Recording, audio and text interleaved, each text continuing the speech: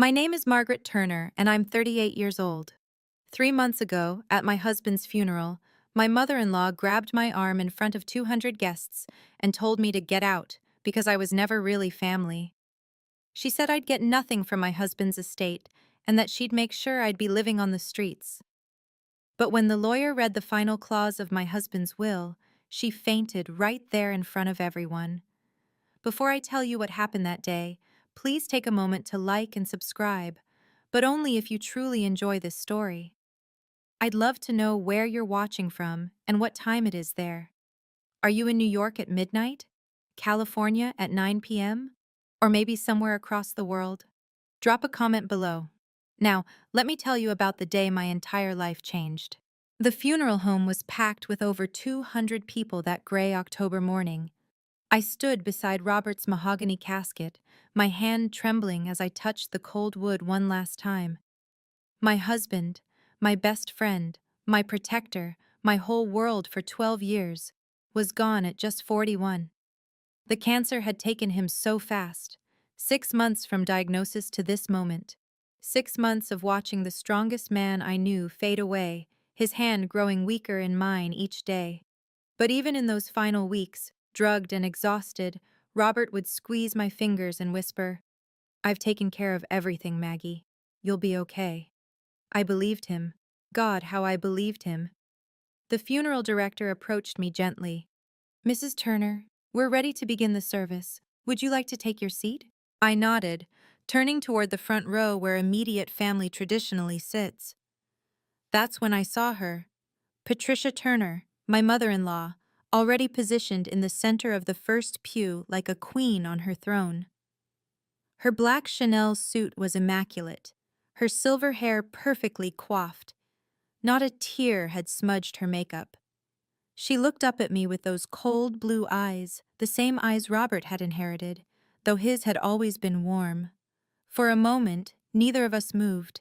The entire room seemed to hold its breath. Then Patricia shifted her designer purse onto the seat beside her, effectively blocking the space. Her message was crystal clear. Behind her, Robert's younger sister Jennifer caught my eye. She started to stand, her mouth opening to say something, but Patricia's manicured hand landed on her daughter's knee. A warning. The funeral director stood frozen, clearly uncomfortable. 200 pairs of eyes watched, waiting to see what the grieving widow would do. I had a choice to make. "Margaret, dear," Patricia's voice carried across the hushed room, sweet as poisoned honey. "Family sits in front. You understand, don't you?"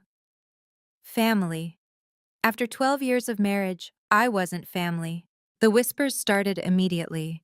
I could feel phones being pulled out, the subtle shift of bodies angling for a better view. Someone behind me gasped. These were Robert's colleagues, our neighbors, my friends, all watching me being excluded from my own husband's funeral. Jennifer half rose again. "Mom, that's not—" "Jennifer." One word from Patricia, sharp as a blade. Her daughter sank back down. My legs felt like water. The funeral director touched my elbow gently. "Mrs. Turner, there's a lovely seat in the second row, just behind the family section." Behind the family section, behind Robert's ancient Aunt Mildred who'd met him twice, behind his cousin Derek who'd borrowed money and never paid it back, behind everyone who shared his blood but not his life. I could have fought, could have made a scene, but my husband was lying in that casket 10 feet away, and the last thing I wanted was to turn his funeral into a spectacle. Robert had been a dignified man. He deserved a dignified goodbye. "Of course," I heard myself say, my voice steady despite the tremor in my chest. "I understand perfectly." Patricia's lips curved into the slightest smile. Victory. I took my seat in the second row, my view partially blocked by Patricia's elaborate hat. As the funeral director moved to the podium to begin the service, I noticed Patricia lean over to whisper something to Harold Morrison, Robert's lawyer, who sat beside her. Morrison glanced back at me, his expression unreadable, then quickly looked away. Something was wrong. Something was very, very wrong. 20 minutes into the service, the funeral director announced it was time for family remembrances. We'll now hear from those who loved Robert most. I stood, my prepared speech trembling in my hands. 3 pages about the man who'd taught me to ski, who sang off key in the shower, who left me love notes in my coffee mug every morning for 12 years. Excuse me. Patricia's voice cut through the silence like a scalpel. She hadn't even turned around. Real family will handle the eulogies, dear. Real family. The funeral director looked between us, mortified. Mrs. Turner, Patricia, Shirley the widow. The program has already been arranged. Patricia held up the printed funeral program, my name conspicuously absent from the list of speakers. We have Robert's mother, his sister, and his business partners scheduled to speak. That should be sufficient. 200 people watched me stand there, speech in hand, being told I couldn't eulogize my own husband. Someone's phone camera flash went off. The whispers grew louder. Jennifer stood abruptly. This is wrong. Margaret should... Patricia's head snapped toward her daughter. The look she gave Jennifer could have frozen hell itself. Sit down. Jennifer's husband tugged her arm. She sat.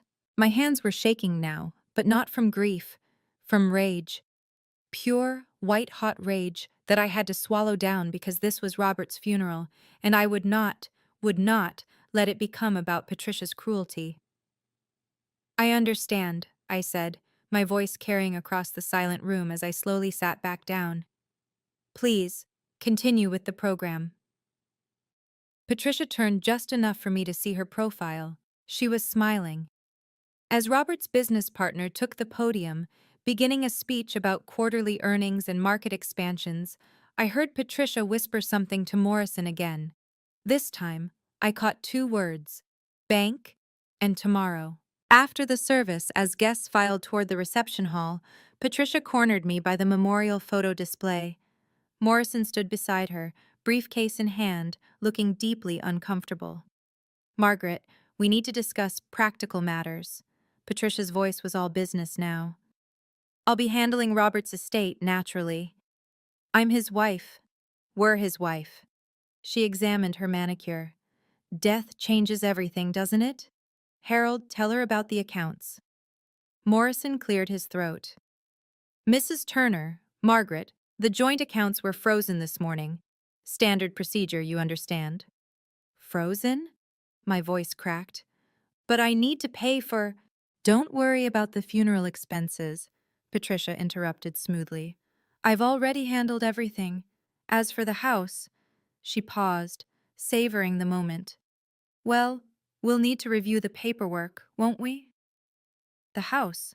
Our house. Where Robert had carried me over the threshold, where we'd planned to raise children, where his reading glasses still sat on the nightstand, waiting for him to come home. Robert said he'd taken care of everything, I managed. He said, men say a lot of things when they're dying. Patricia's tone was almost pitying. But grief makes people forget important details, like updating wills, like putting assets in both names, like protecting wives who brought nothing to the marriage. Nothing. I'd brought nothing except 12 years of love, of caring for him through chemo, of holding his hand through every treatment. Jennifer appeared at my elbow. Mom, this isn't the time. There's a memorial luncheon starting, Patricia announced loudly, cutting her off. Family only, of course. Margaret, I'm sure you understand. You must be exhausted. Perhaps you should go home and rest. Home. To the house she was already planning to take. Morrison wouldn't meet my eyes. About the will, Patricia continued, her voice dropping so only Morrison and I could hear. Harold's been through Robert's files. There seems to be nothing recent. The last will on file is from 5 years ago. 5 years ago. Before we bought the house. Before Robert's promotion to CEO. Before the investment portfolio that he'd worked so hard to build. That's impossible. My throat felt like sandpaper. Robert was meticulous. He would never... Denial is a stage of grief, dear. Patricia's sympathy was as fake as her eyelashes. The will we have leaves everything to his mother. That would be me. I watched maintenance staff already beginning to pack up Robert's memorial flowers. Flowers I'd selected, arrangements I'd approved just yesterday. Patricia nodded to one of them. Send the white roses to my house. Robert always loved white roses. They were my favorite, not his. Robert preferred sunflowers. But correcting her felt pointless now. Your personal belongings, Patricia continued, checking her phone. I'll give you the weekend to collect them. Just your clothes and such. The furniture, the art, the jewelry. All marital assets that need to be properly evaluated. My engagement ring? My hand went instinctively to the 2-carat diamond Robert had proposed with at sunset on Coronado Beach. Especially the ring. It's a Turner family heirloom, after all. It wasn't. Robert had chosen it himself, spent months saving for it. But I realized with cold clarity that Patricia would rewrite history however she needed. Jennifer stepped forward again. Mom, for God's sake. Harold will send you the formal paperwork Monday, Patricia spoke over her daughter. Until then, I suggest you make arrangements. Perhaps your family could help? My family. My father was gone. My mother in a nursing home with dementia. I had no one. Patricia knew that. If you've ever felt powerless in a family situation, you'll understand what I went through next. Have you ever been excluded by in-laws who thought you weren't good enough? Share your experience in the comments below. Sometimes knowing we're not alone in these struggles makes all the difference. And if this story resonates with you, please hit that like button. It really helps others who might need to hear this find the video. Now let me tell you about the moment everything escalated.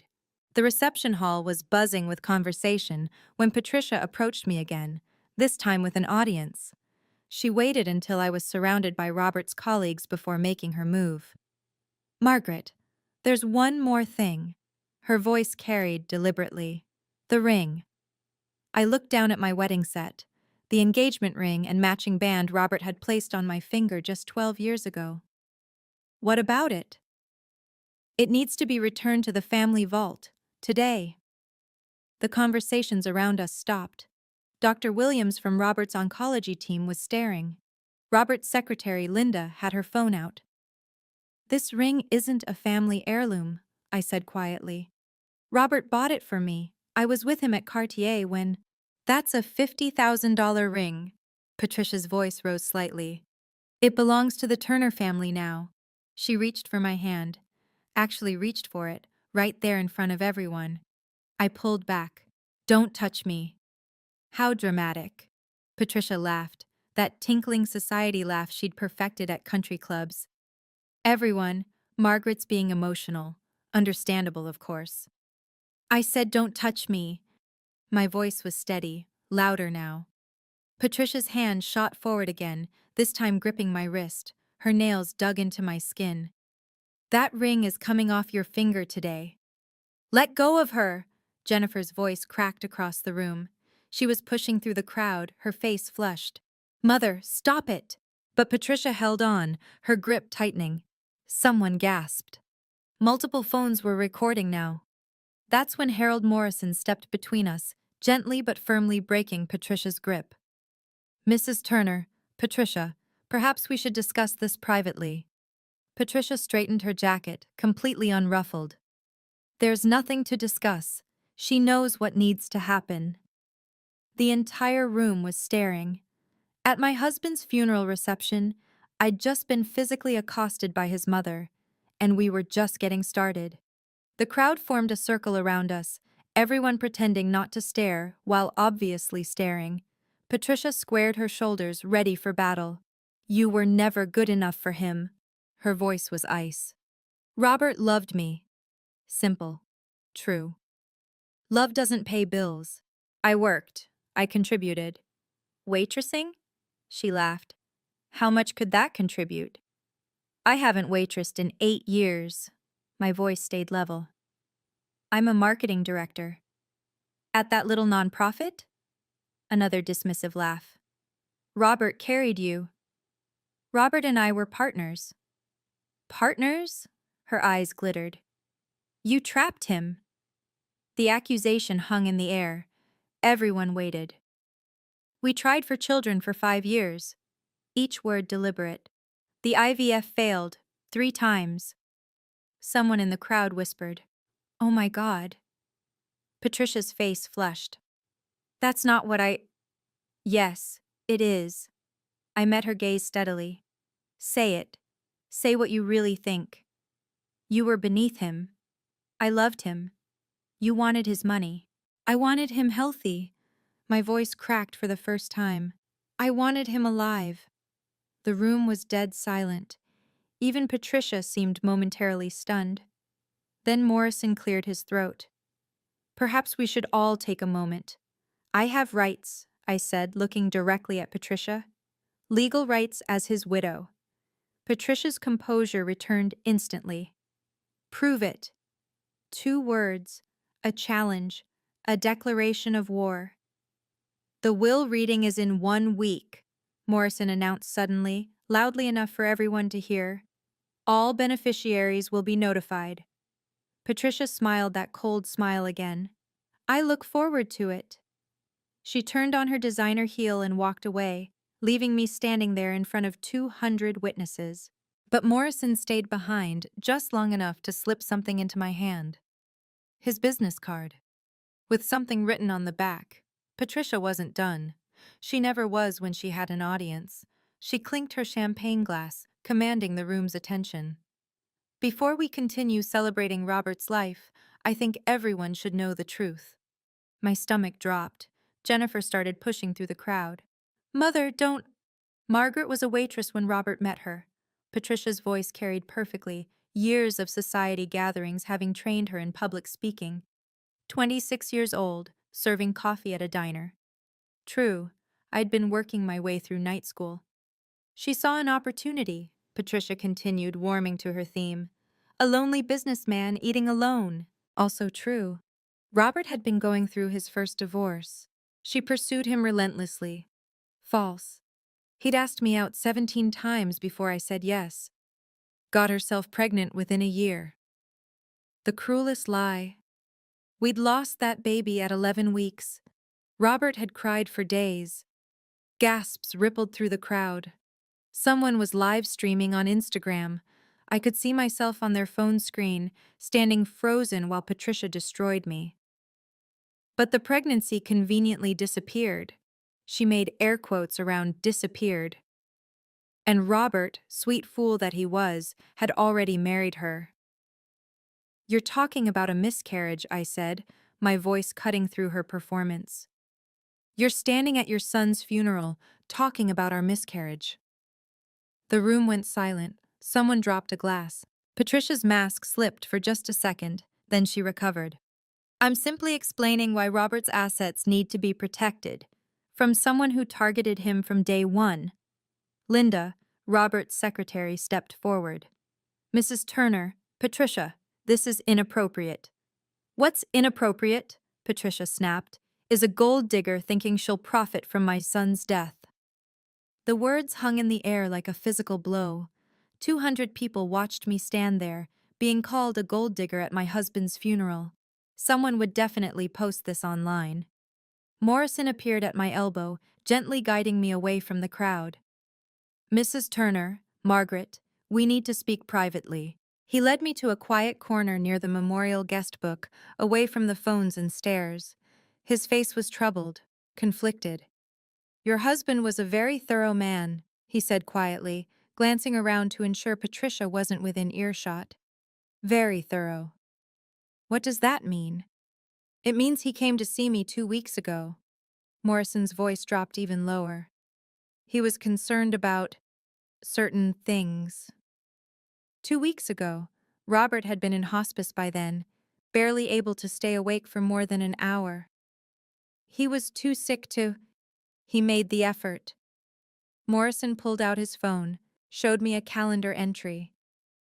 Tuesday, October 3rd, 2 p.m. He insisted on coming to my office. "But Patricia said there was no new will." Morrison's jaw tightened. "Patricia says a lot of things." Before I could respond, he glanced over my shoulder. Patricia was approaching, her radar apparently alerting her to our private conversation. I can't say more now, Morrison whispered quickly. But be at the will reading. No matter what happens between now and then, be there. Harold, Patricia's voice was sharp. What are you discussing with her? Morrison smoothly pocketed his phone. Simply explaining the timeline for next week's reading, Patricia. She looked between us suspiciously. Margaret won't need to attend. There's nothing for her. Actually, Morrison said carefully, all potential beneficiaries should attend. Legal requirement. Patricia's eyes narrowed. Potential beneficiaries? Standard procedure. His face revealed nothing. 1 week from today, 2 p.m. My office. He handed Patricia a business card too, identical to mine. But I'd already memorized what he'd written on the back of mine. Your husband knew. He prepared. Trust the process. Jennifer found me in the parking lot, mascara streaking down her cheeks. She looked around nervously before approaching, as if afraid her mother might materialize from thin air. Margaret, wait. She grabbed my arm gently, so different from her mother's grip. I need to tell you something. Jennifer, you don't have to, Yes, I do. She pulled me behind a large SUV, out of sight from the funeral home windows.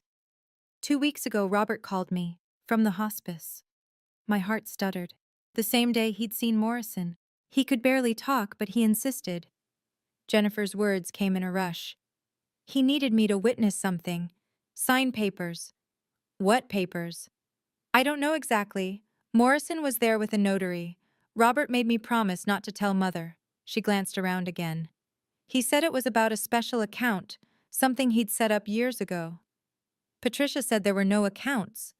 Jennifer's laugh was bitter. Patricia doesn't know everything, despite what she thinks. Robert was smarter than she gave him credit for. A car door slammed nearby. We both jumped. There's more, Jennifer whispered urgently. Robert told me to watch out for you. He said when the time came, I'd know what to do. What does that mean? I don't know yet. But Margaret, she squeezed my hands, don't let her drive you away. Don't leave town. Whatever she does this week, don't run. She's going to take everything. Maybe. Jennifer's eyes were fierce now, reminding me suddenly of Robert. Or maybe my brother knew exactly what his mother was capable of. Maybe he planned for it. Patricia's voice carried across the parking lot. Jennifer, we're leaving! Jennifer squeezed my hands once more. Be at that reading, promise me. I promise. She hurried away, leaving me with more questions than answers. I was walking back into the funeral home to retrieve my coat when Patricia's voice boomed over the sound system. She'd commandeered the microphone at the podium. Excuse me, everyone. Her tone was honeyed poison. I need to make an announcement. The entire reception hall turned to look. I froze in the doorway.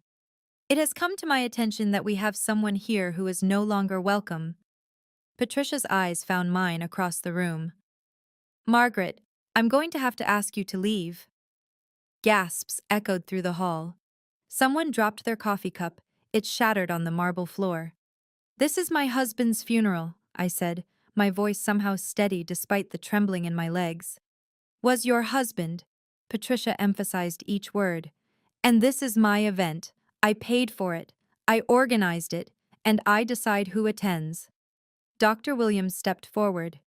Mrs. Turner, surely this isn't— Security! Patricia called out sharply. 2 uniformed security guards appeared. Patricia had hired security for her son's funeral. She'd planned this. You're not welcome here anymore, Patricia announced, still using the microphone so everyone could hear. Please escort this woman out. The guards approached me reluctantly. The younger one whispered, Ma'am, we're very sorry, but I'll go. I held my head high, though my heart was shattering. I don't need to be escorted out like a criminal. Actually, you do. Patricia's smile was vicious. I want to make sure you leave. 200 people watched, filmed, as security guards flanked me, one on each side. The walk to the door felt like a mile. Phones tracked my every step. Someone was definitely live streaming. As I passed Patricia, she leaned in close enough for only me to hear. "You were never good enough for my son. Never." The doors closed behind me with a definitive thud. My husband's funeral, and I'd been thrown out like trash.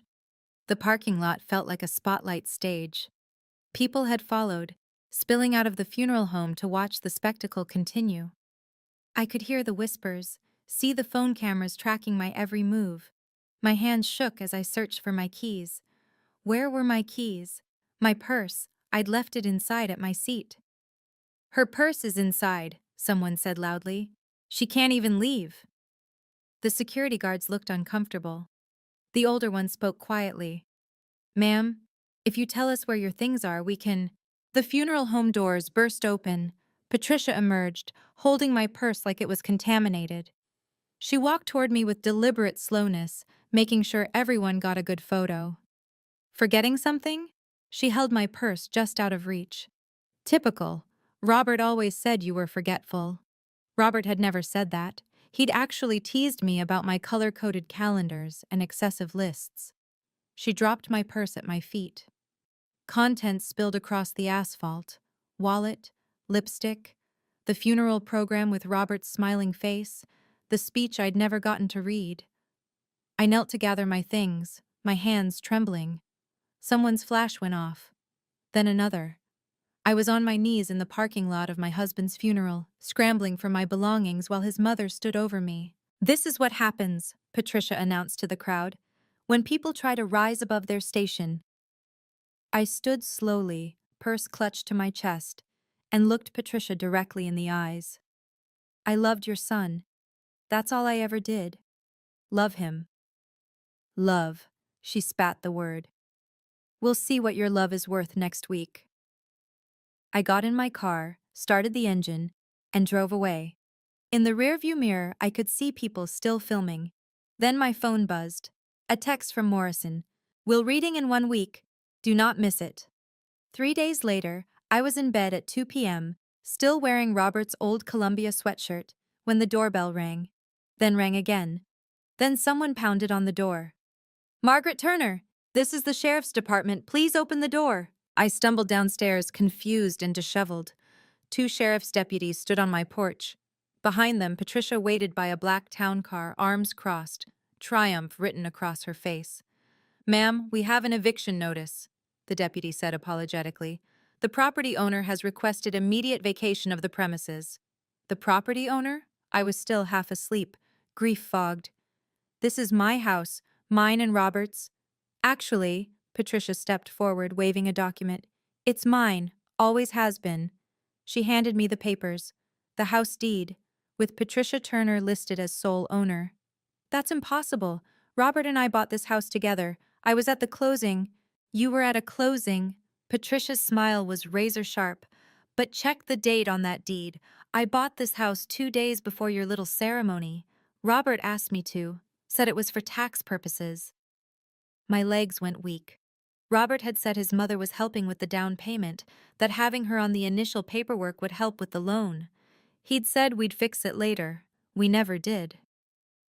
"You have 1 hour to collect your personal belongings," the deputy said, clearly uncomfortable.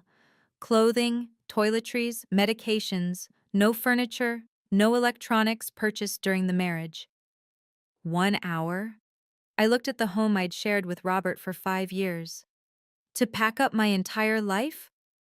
58 minutes now, Patricia checked her diamond watch. "Better hurry." The deputies followed me inside, watching as I threw clothes into suitcases. Patricia supervised, determining what I could and couldn't take. Not that jewelry box. That was Robert's grandmother's. It wasn't.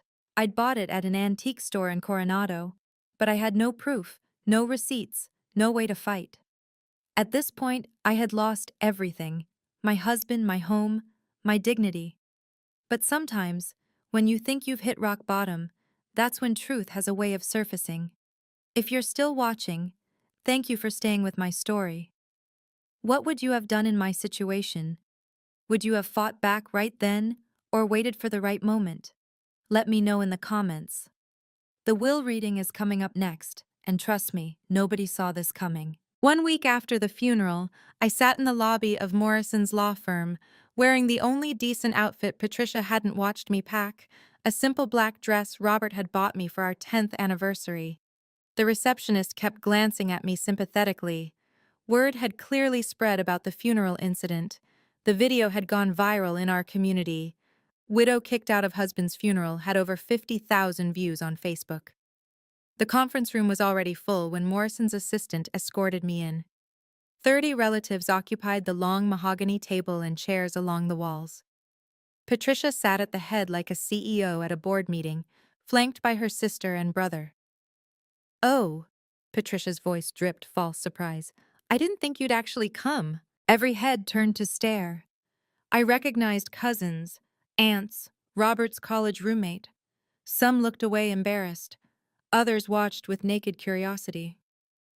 "Margaret has every right to be here," Morrison said firmly, entering behind me with a stack of documents and a laptop.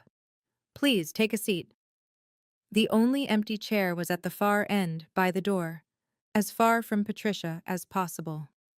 I sat. Morrison set up his laptop, connecting it to the large screen on the wall. "Before we begin, I need to inform everyone that this reading will be recorded for legal purposes." He positioned a professional camera on a tripod, ensuring everyone was in frame. "This is a requirement for estate readings of this magnitude. Any objections?" Patricia waved dismissively. "Get on with it, Harold." Morrison cleared his throat. "We are here for the reading of the last will and testament of Robert James Turner." Patricia leaned back in her chair, supremely confident. "Let's begin with the will provided by Mrs. Patricia Turner, dated 5 years ago." I noticed he said, "provided by Patricia," not Robert's will. Something in Morrison's tone made me sit up straighter. Morrison opened the folder with theatrical deliberation. "This will, dated January 15th, 5 years ago, states the following." He began reading in a monotone voice. "I, Robert James Turner, being of sound mind and body, do hereby leave all my worldly possessions, including but not limited to real estate, investments, bank accounts, and personal property, to my mother, Patricia Ann Turner." Patricia's smile could have lit up Times Square. She looked directly at me, savoring every word. "This includes," Morrison continued, "the portfolio valued at approximately $3 million, the vacation home in Aspen, the boat, both vehicles, and all contents of any safety deposit boxes." Gasps echoed around the room. Even Patricia's siblings looked shocked at the amount. Jennifer shifted uncomfortably in her seat. "That will is 5 years old. Surely Robert updated." "If he had," Patricia cut her off smoothly, "Harold would have it, wouldn't you?" Morrison's face remained neutral. "I'm reading what was filed with the court. You see?" Patricia turned to address the room like she was giving a presentation. "Robert knew I would handle his estate properly, not some waitress who—" "Marketing director," I corrected quietly. "Whatever." She waved dismissively. "The point is, Robert protected his assets. He made the right choice." The relatives murmured among themselves. Some nodded approvingly, others looked uncomfortable. Robert's college roommate Dave wouldn't meet my eyes. "Is that everything?" Patricia asked Morrison, already starting to rise from her chair. Morrison slowly closed the folder. "That concludes the reading of the will dated 5 years ago." Patricia stood fully, smoothing her skirt. "Well then, I suppose." "However," Morrison's voice cut through the room like a blade. Patricia froze. "There is a codicil." "A what?" Patricia's voice went sharp. "A codicil, an addition to the will." Morrison pulled out his laptop. "Dated 2 weeks ago." The room went absolutely silent. "That's impossible," Patricia's voice cracked. "Robert was barely conscious 2 weeks ago. He couldn't—" "Nevertheless," Morrison clicked on his laptop. The screen on the wall came to life. "This video was recorded on October 3rd at 2:47 p.m. in my office. The image that appeared made everyone gasp. Robert, my Robert, sitting in Morrison's office chair. Thin, pale, but absolutely lucid. His eyes, those warm brown eyes, looked directly at the camera. If you're watching this, Robert's recorded voice filled the room. It means my mother has tried to steal from my wife. Patricia's face went white. This is fake. This has to be. Please let the video play, Morrison said firmly. Robert continued. I am Robert James Turner. Today is October 3rd, 2024. I am here with my attorney Harold Morrison and witnesses Jennifer Turner, my sister, and Dr. Marcus Williams, my oncologist, who can attest to my mental clarity. The camera panned to show Jennifer and Dr. Williams nodding. Jennifer had been crying. 2 days ago, Robert's voice was getting stronger. I discovered my mother had created fraudulent documents regarding my estate. She pressured me while I was medicated to sign papers I couldn't read. She told me they were medical forms. Lies! Patricia stood up. He was confused. The medications. Sit down, Patricia, Morrison commanded, or I'll have security escort you out. She sat, her hands trembling. Robert looked directly at the camera again. I am hereby revoking any will dated prior to today. My mother, Patricia Ann Turner, is to receive nothing from my estate, not one penny. Someone in the room whispered, Holy shit. Furthermore, Robert continued, I need to reveal something my mother never knew, something I've kept private for 5 years. Patricia gripped the table edge, her knuckles white. Margaret, Robert said, and my heart stopped. This is for you, my love. Robert's image leaned forward, his eyes intense despite his illness. 5 years ago, after Mother tried to control our wedding finances, I set up a trust, a private trust she knew nothing about. Patricia's mouth fell open. What trust? That's impossible. The Turner Marital Trust, Robert continued, as if answering her. Funded with every bonus, every stock option, every investment profit from my personal portfolio. Not the family money, Mother. My money. Money I earned. Morrison pulled out a thick document. The trust documents, for anyone who'd like to review them. Margaret, Robert's voice softened on the recording. You are the sole beneficiary of this trust. As of today's recording, it contains $15 million. The room exploded. Patricia shot to her feet. 15 million? That's impossible. I would have known. You controlled the family accounts, Mother, Robert's recording continued, but you never knew about my private investment account. The one I started the day after our wedding, when you told Margaret she'd never be good enough for the Turner name. I couldn't breathe. $15 million. Robert had been saving, investing, protecting me all along. Jennifer has been co-trustee, Robert explained. She's been helping me manage it, keeping it safe from anyone who might try to take it. All eyes turned to Jennifer. She nodded, tears streaming down her face. It's all true, every word.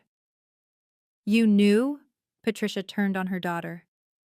You knew and you didn't tell me? I promised Robert, Jennifer said simply. I chose my brother over you, just like you chose money over family. Robert wasn't finished.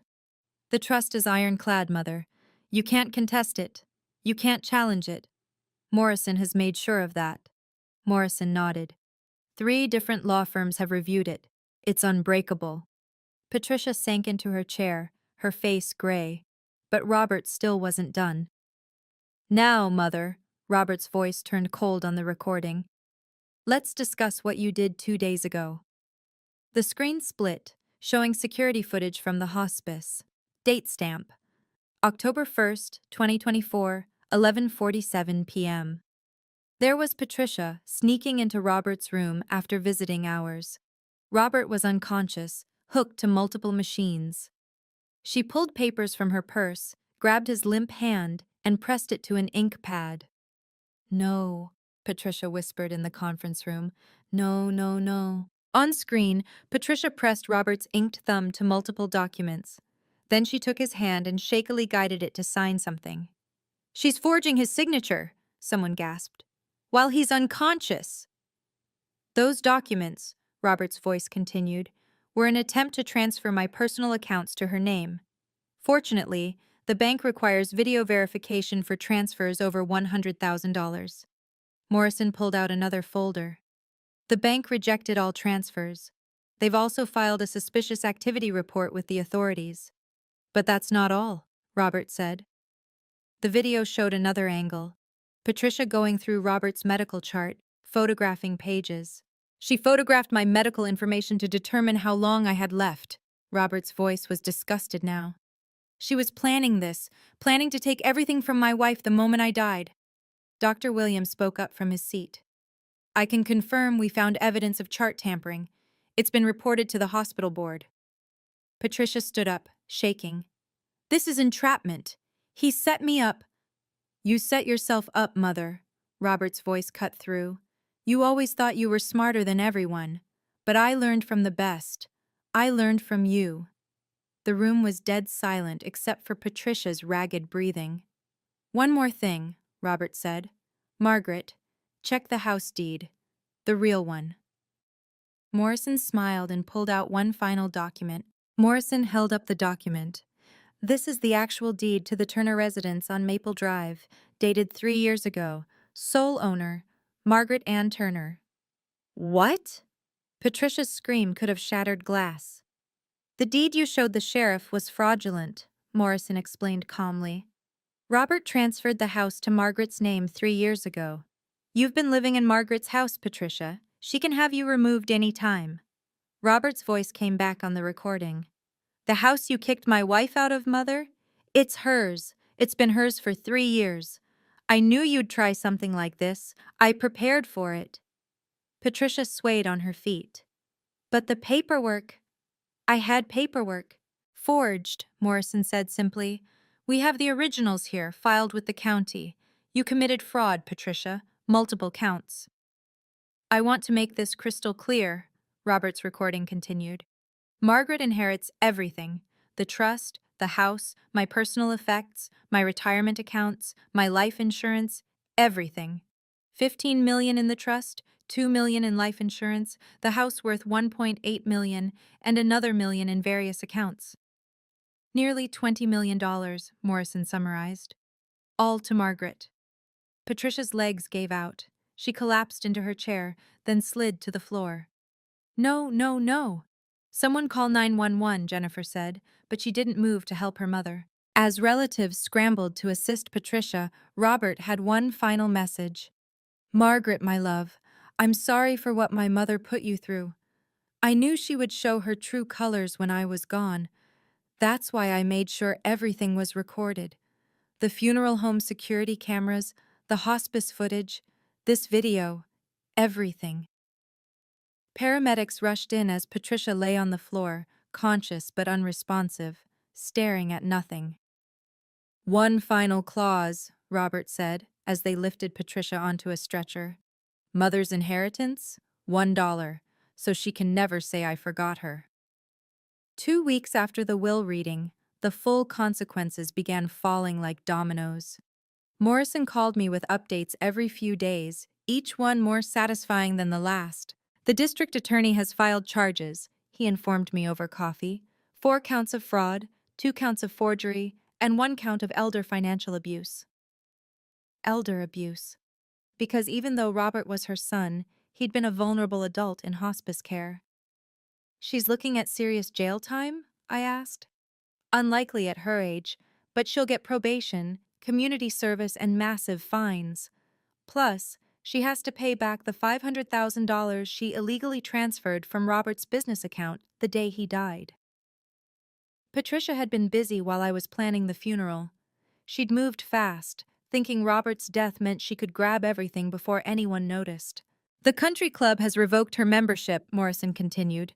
"Turns out they have a morality clause. Fraud doesn't look good on their reputation."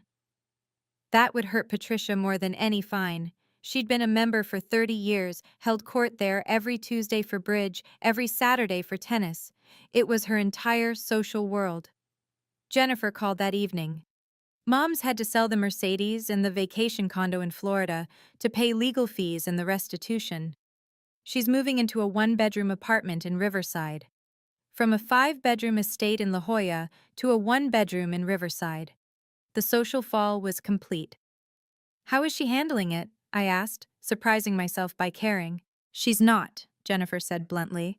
She keeps saying this is all a misunderstanding, that Robert was confused, that you manipulated him. Even with the video evidence? She's convinced herself it was all fake, deep fakes or something. Jennifer sighed.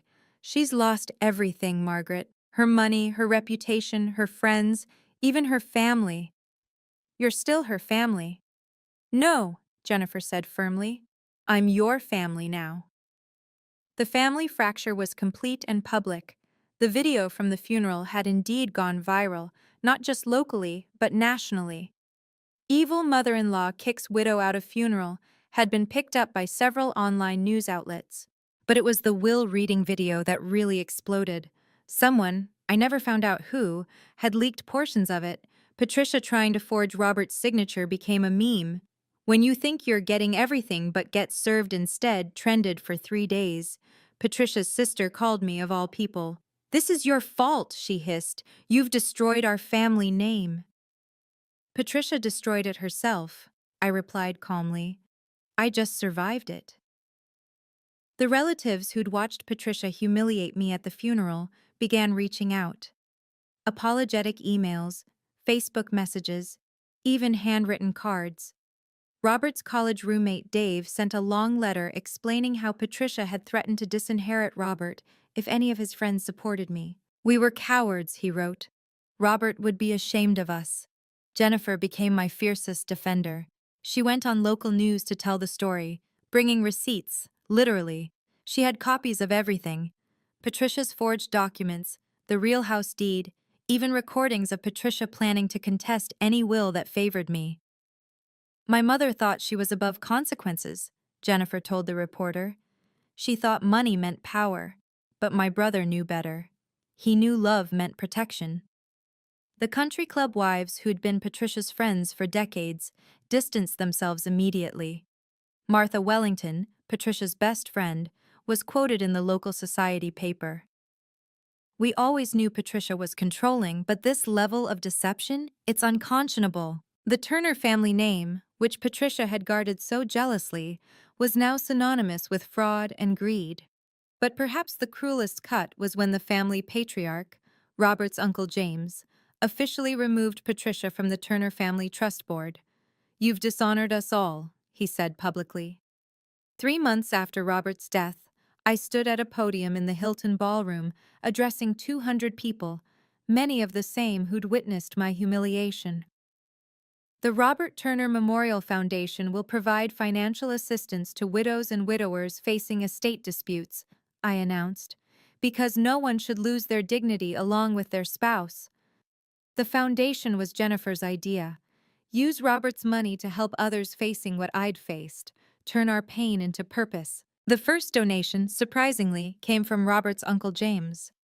"Robert would be proud," he said simply, handing me a check for $100,000. Dr. Williams joined the board.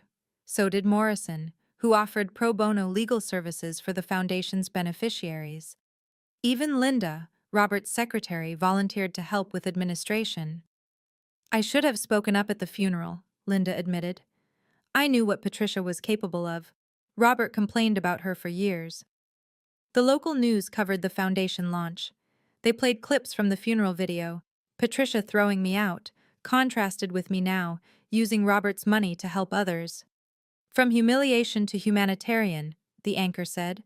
"Margaret Turner transforms tragedy into triumph." I received hundreds of emails from people with similar stories. Widows kicked out of homes, widowers whose in-laws stole their children's inheritance, families torn apart by greed. Each story reminded me why Robert had prepared so carefully. He'd known exactly what his mother would do.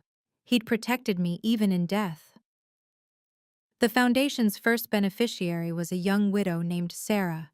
Her husband's parents had taken everything while she was planning his funeral, just like Patricia had tried to do. "You give me hope," Sarah told me, crying. "Hope that justice exists." We helped her recover her husband's life insurance and their joint savings. It took Morrison 2 weeks to untangle the fraud. Patricia, I heard, was following the news from her Riverside apartment. She never commented publicly. 6 months after Robert's death, Patricia appeared at my door. Now legally and rightfully my door. She looked older, smaller, her designer clothes replaced with off-the-rack polyester. "May I come in?" Her voice had lost its commanding edge. I could have slammed the door. Instead, I stepped aside. 5 minutes. She sat in the living room she'd once claimed as hers, looking at Robert's photos still displayed on the mantel. "I need help," she said quietly. "Financial help?" I kept my voice neutral. "I can't make rent. The legal fees, the restitution." She trailed off. "I have nothing left." The woman who'd called me a gold digger was now asking for gold. "You have your Social Security," I pointed out. "Your pension from when you worked." "It's not enough." Her hands trembled. "Not for California. You need to move somewhere cheaper." I remained standing. "Texas, maybe. Arizona." "But my life is here." "Your life here is over, Patricia. You made sure of that." She looked up at me, and for the first time, I saw tears. "I'm sorry." "No," I said calmly. "You're sorry you got caught. You're sorry there were consequences. You're not sorry for what you did. I loved my son. You loved controlling him. There's a difference." She stood to leave, then turned back. "Will you at least let me visit his grave?" This I had considered. "First Sunday of each month, 9 a.m. I won't be there. If you come any other time, I'll have you arrested for trespassing." "That's cruel." "That's boundaries." I opened the door. "Something Robert tried to teach me. Turns out, you were the perfect teacher." She left without another word. I never saw her again, though the cemetery confirmed she came monthly, like clockwork, always alone. A year after Robert's death, I sat in the office of the foundation we'd created, looking at his photo on my desk. Not a day passed without missing him, but the acute pain had transformed into something else: purpose. "Boundaries aren't cruel," I told the support group I now led. "They're necessary." 20 faces looked back at me. Widows and widowers, all fighting their own battles with greedy relatives. Each Tuesday, we met in the community center, sharing stories and strategies. "My mother-in-law taught me something valuable," I continued. "She showed me that forgiveness doesn't mean accepting disrespect. You can forgive someone and still never let them back into your life." Sarah, our first beneficiary, raised her hand. "But family is supposed to. Family is supposed to love you, not rob you." My voice was firm. "When someone shows you who they are, believe them the first time. And when they show you at your most vulnerable moment, at your spouse's funeral, believe them absolutely." I thought about Patricia's tears, her request for help. 6 months ago, I might have wavered. Robert's kindness might have made me cave, but Robert's wisdom had also prepared me. "The person who truly loved you would want you protected," I said, "even from their own family." After the meeting, Morrison stopped by with paperwork for 3 new cases. "You've changed," he observed. "You're stronger." "I'm not stronger," I corrected. "I just have better boundaries." He smiled. "Robert would be proud." "Robert would be relieved," I said. "He knew this would happen, every bit of it. He prepared me not just financially but emotionally. Those videos, that evidence. He was teaching me that it's okay to stand up for yourself. Even against family?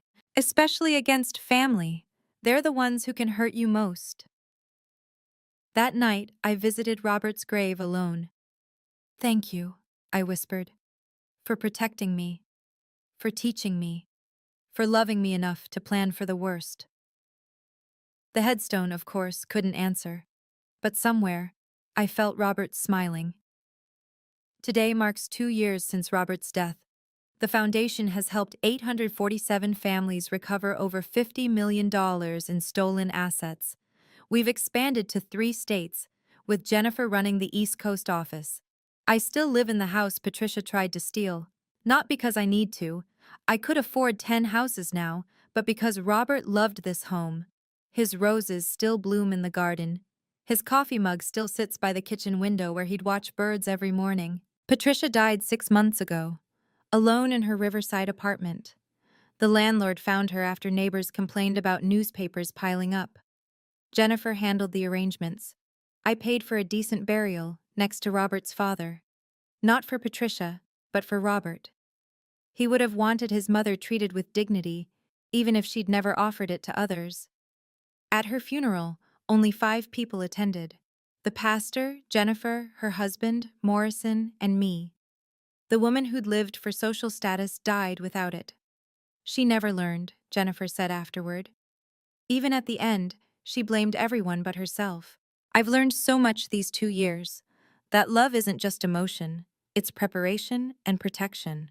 That family isn't blood, it's choice. That dignity isn't about what others think, it's about how you treat yourself.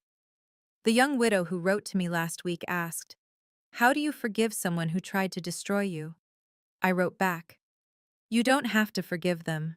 You just have to forgive yourself for whatever you need to do to protect yourself. Boundaries aren't punishment, they're self-preservation." Robert's love gave me more than financial security. It gave me the strength to stand up for myself, even against those who claimed to be family. His greatest gift wasn't the money. It was showing me I was worth protecting. And that's a lesson no one can ever take away. Thank you for listening to my story. If you've ever been disrespected by family members who thought you weren't good enough, remember this. Your worth isn't determined by their opinion. You deserve respect, especially in your darkest moments. What would you have done differently? Have you ever had to set firm boundaries with toxic in-laws? Share your thoughts below. Your story might help someone else going through the same thing. If this story helped you, please like and subscribe. Every share helps us reach someone who needs to hear this message. And remember, document everything, always. You never know when truth will be your strongest weapon.